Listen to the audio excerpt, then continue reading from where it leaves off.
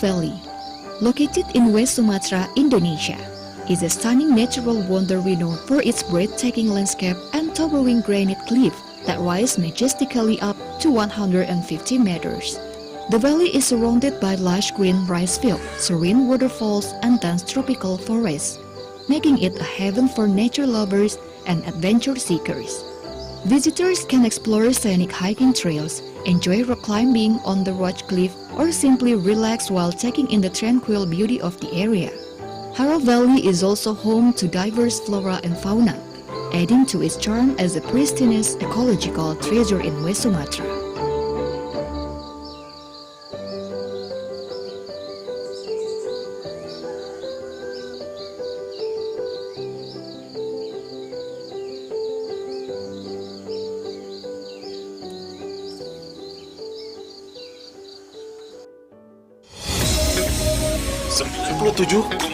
FM Pro 1, kanal informasi dan inspirasi.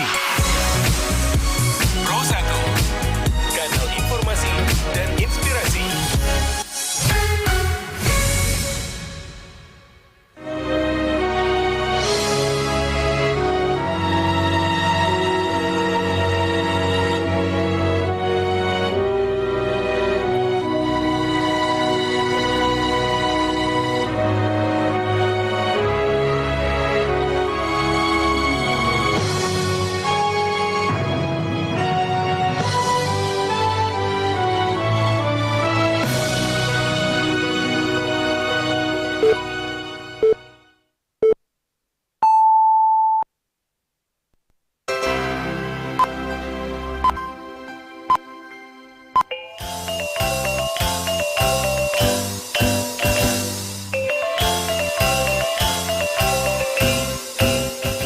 Pukul 3 balik waktu Indonesia Barat, Radio Republik Indonesia Bukit Tinggi Jo Berita Daerah Babahaso Minang.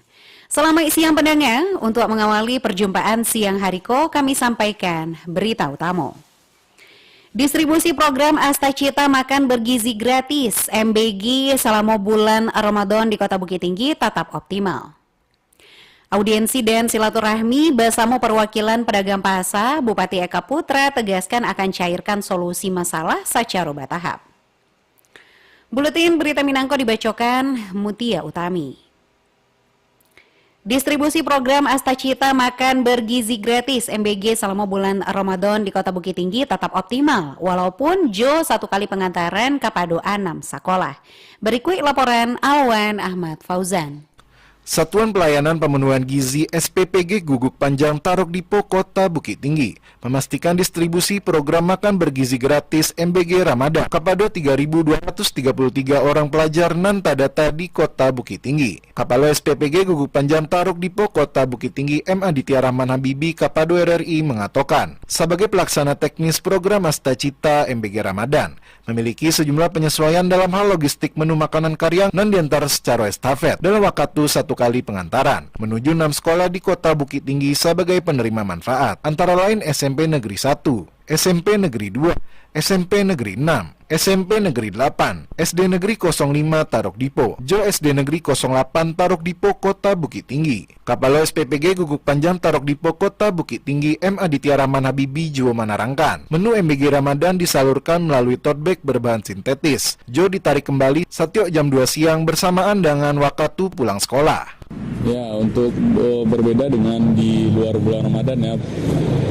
Bulan Ramadan itu 2 kali pengantaran, makan pagi dan makan siang. Nah, kalau untuk di bulan Ramadan ini kita 1 kali pengantaran, mulai itu dari jam 10:30 atau jam 10:30 itu. Itu pengantarannya siang, waktu siswa akan pulang sekolah itu. Jadi setelah diantarkan, tote bag yang berbentuk sintetis itu kami tarik kembali jam 2 gitu. Jadi anak-anak kepada kepala sekolah terkait sudah saya sampaikan juga untuk anak-anak membawa tas gitu kan. Setelah diantarkan paket makan bergizinya itu, tote bagnya langsung di guru-guru mengumpulkan tote bagnya lagi jam 2 kami jemput lagi ke sekolah-sekolah gitu Pak. Dengan demikian, SPPG Gugup Panjang Tarog Dipo Kota Bukit Tinggi berharap agar pelaksanaan MBG Ramadan dapat berjalan secara lancar untuk masing-masing sekolah penerima manfaat. Dari Kota Bukit Tinggi, Alwan Ahmad Fauzan dari Bukit Tinggi melaporkan untuk arah Minan terkini siang iko. Badan Perencanaan Pembangunan Daerah Bapeda Provinsi Sumatera Barat menyatakan alah melakukan pendataan penerima makan bergizi gratis MBG dan alah menentukan titik dapur di seluruh wilayah Sumatera Barat. Kepala Bapeda Sumber, Hemedi Iswandi mengatakan Pemprov alah menyerahkan data penerima MBG di Sumber ke Badan Gizi Nasional di mana tadape jumlah penerima hampir sebanyak 2 juta orang dan terdiri dari pelajar mulai dari PAUD, TK, SD, SMP sederajat, SMA sederajat, balita hingga ibu hamil. Medi menyampaikan peran Pemprov Sumber dalam pelaksanaan MBG ko yakni membantu fasilitasnya serupa lokasi dapur dan memungkinkan menggunakan fasilitas aset pemerintah daerah serupa gedung dan bangunan lainnya. Sementara untuk modal membeli sejumlah kebutuhan MBG dihandle di APBN melalui Badan Gizi. Audiensi Jo Silaturahmi bersama perwakilan pedagang pasar. Bupati Eka Putra tegaskan akan carikan solusi masalah secara bertahap. Berikut laporan Irsyad.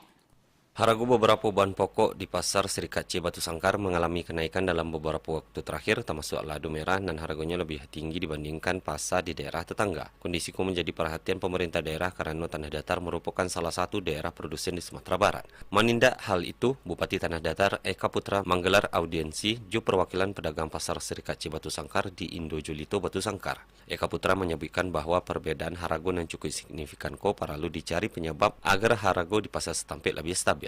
Dirinya juga menyoroti harga jual di pasar Serikat C Batu Sangkar lebih mahal sehingga sebagian masyarakat memilih berbelanja ke daerah lain. Eka Putra menegaskan bahwa pemerintah daerah akan mencari solusi atas permasalahan dan dihadapi pedagang selama masuk ke pemimpinannya. Ini berawal saya memerintahkan semua pegawai ada 5.700 setelah kita berikan THR untuk belanja di pasar Batu Sangkar. Belakang saya, depan saya nggak berani nih Bapak Ibu. Belakang saya mereka bisik-bisik pasar Batu Sangkar mahal. Jadi saya ingin tahu apa penyebabnya. Ya, makanya saya ingin mengundang ya Bapak Ibu pedagang. Ada apa di Batu Sangkar? Bupati Tanah Datar Eka Putra juga menyampaikan bahwa berbagai keluhan pedagang termasuk lokasi berjualan, rekayasa lalu lintas akan dicatat untuk ditindaklanjuti. Pemerintah daerah akan berkoordinasi jo organisasi perangkat daerah terkait guna menemukan solusi tabaya. Irsyad melaporkan. Pemerintah Kabupaten Agam menggelar gerakan pangan murah di 8 titik dalam rangka mewujudkan stabilitas pasokan dan harga pangan. Kepala Dinas Ketahanan Pangan dan Perikanan DKPP Agam Rosva Deswira mengatakan gerakan pangan murah diadukan di Kecamatan Lubuk Basuang, Ampe Nagari, Teletang Kamang, Tanjung Raya, Palupuah, Jo Ampe Angke.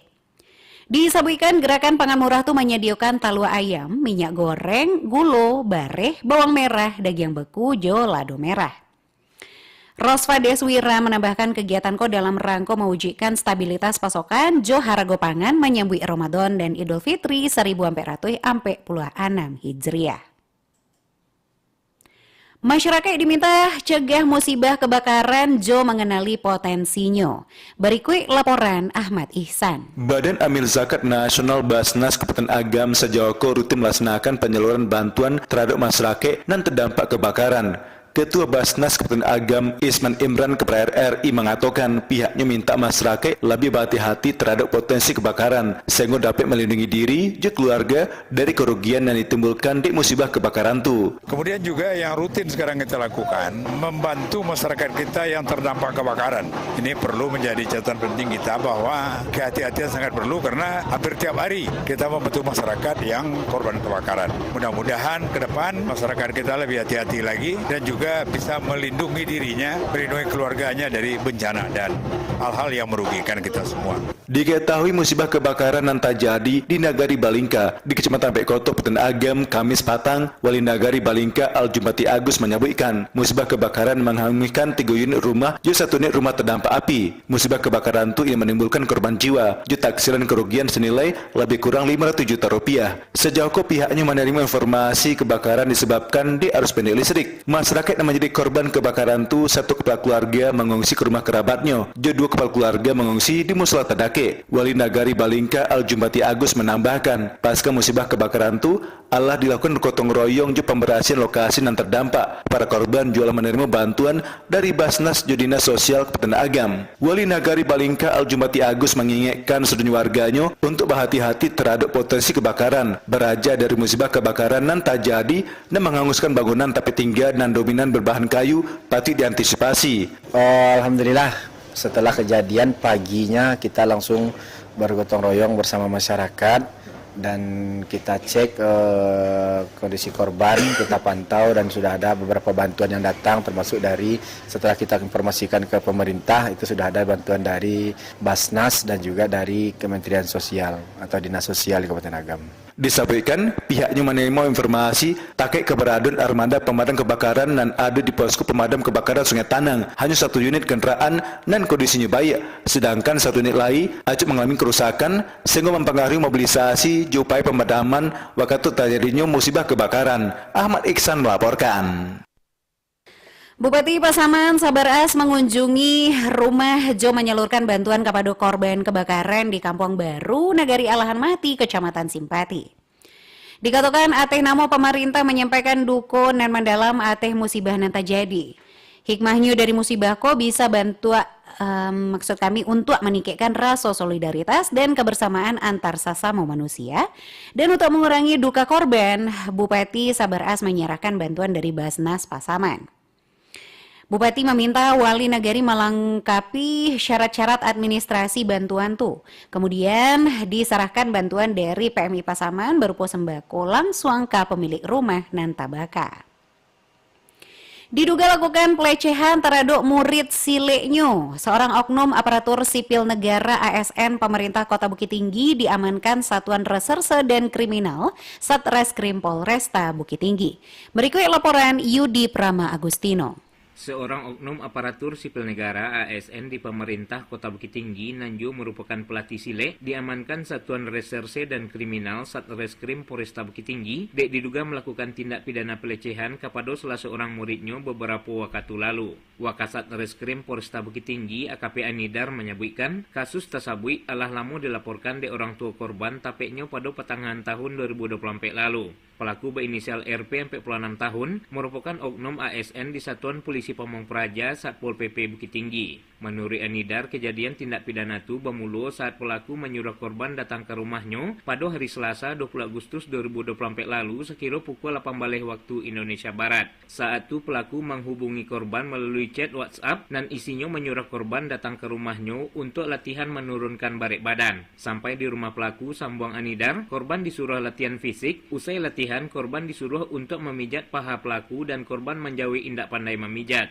Atas kejadian itu, orang tua korban merasa indak senang dan melaporkan kejadian ke Kapolresta Bukit Tinggi untuk diproses sesuai hukum dan berlaku. Berbekal laporan tersebut, tambah Anidar, pihak kepolisian melakukan pemanggilan terhadap pelaku dan saksi-saksi untuk dimintai keterangan hingga pelaku RP ditetapkan sebagai tersangka dan dilakukan pemanggilan. Anidar menerangkan, pada pemanggilan pertama tersangka ko indak datang, panggilan kedua juga indak datang dek sakit, kemudian dilakukan upaya jemput paksa kepada tersangka dan saat itu sedang berada di Kota Padang. Tersangka sudah ditahan. Kita kemarin kira-kira sebelum masuk rumah sakit jiwa lah. Mungkin penyakit yang untuk arah ke gila nggak ada, cuman mungkin karena stres. Di sebelah 3 hari, cuman keluar dari rumah sakit dia minta surat sakit. Nggak lama minta surat sakit, dirawat di Ligadut. Lanjut, diduga pencabulan terhadap anak di bawah umur, terhadap anak silat ya. Yang melapor baru 1 orang. Kali dipanggil nggak datang, dipanggil kedua dia berada di Padang. Akhirnya kita karena ada komunikasi baik dengan rumah sakit, dia sudah bisa keluar kemarin, maksudnya udah bisa keluar. Dokter minta gimana, mau ambil dari sini atau udah keluar dari sini. Baguslah kita jemput daripada payah, soalnya dia agak mengelak-ngelakkan beberapa kali kayak gitu. Anidar menambahkan akibat perbuatannya, pelaku RP dan diduga melakukan tindak pidana pelecehan kepada salah seorang muridnya, terancam Undang-Undang Perlindungan Anak, jo ancaman paling rendah 5 tahun dan paling tinggi 5 belas tahun kurungan penjara. Yudi Prama Agustino melaporkan. Tim gabungan Direktorat Reserse Narkoba Polda Sumber bersama personal Polres Pasaman Barat menangkap kurir dan membawa 26 kg daun ganjo di Muko SPBU Batang Toman, Jalan Linteh Manggopoh, Nagari Lingkuang Awa, Kecamatan Pasaman, Kabupaten Pasaman Barat. Kapolres Pasaman Barat AKBP Agung Tribawanto membenarkan adanya penangkapan pembawa narkotika itu. Personelnya berhasil mengamankan 2 orang laki-laki dan membawa narkotika jenis ganjo karyang. Hasil interogasi terhadap pelaku mengatakan daun ganjo itu dibawa dari Penyabuangan Provinsi Sumatera Utara untuk dibawa ke Kota Padang. Hingga kini, kedua pelaku seratu barang bukti 2 karung ganjo karyang dibawa ke Direktorat Reserse Narkoba Polda Sumbar untuk proses penyidikan lebih lanjut. Pengprov Persatuan Sambo Indonesia Persambi bulan Juli 2025 gelar Kejurnas. Berikut laporan Joni Marbeta. Terpilihnya Dr. Haji Nufirman Wansa MM Apoteker sebagai Ketua Umum Persatuan Sambo Indonesia Persambi di 2025 juga diikuti dengan diselenggarakannya kejuaraan nasional Kejurnas Sambo pada bulan Juli 2025. Menurut Nufirman Wansa dan kini sebagai Wakil Ketua Komisi 5 DPRD Sumbar juga pernah menjabat sebagai mantan Wakil Bupati Solo Selatan bahwa dalam Kejurnas Persambi di 2025 mempertemuan atlet muda Sambo dari seluruh Indonesia. Persambi rencana tahun kini mengadakan Kejurnas di Padang tar bulan Juli, menghadirkan peserta-peserta dari provinsi-provinsi yang lain. Kalau itu kan sebentuk tarung bebas lah kan. Pembinaannya awal lakukan untuk atlet-atlet awal, supaya atlet-atlet kau siap diturunkan dan kemudian bisa berprestasi. Dikatakan bahwa cabur Persambi dikembangkan kini di ranah Minang lebih ke arah tarung bebas atau martial art. Juga kemukunya dari kejuaraan dilaksanakan atlet Persambi bisa berprestasi. Di dalam pelaksanaan PON 21 Aceh Sumut bahwa tim cabur Persambi Sumbar raih 2 medali perak dan kini Pengprov Persambi Sumbar tengah menyusun kepengurusan Pengcap Persambi dan adu pada kabupaten kota yang akan dilakukan usai lebaran termasuk Pengcap Persambi Bukit Tinggi. Joni Marbeta Mangaban untuk berita Ranah Minang pada siang hari ko. Berita terakhir.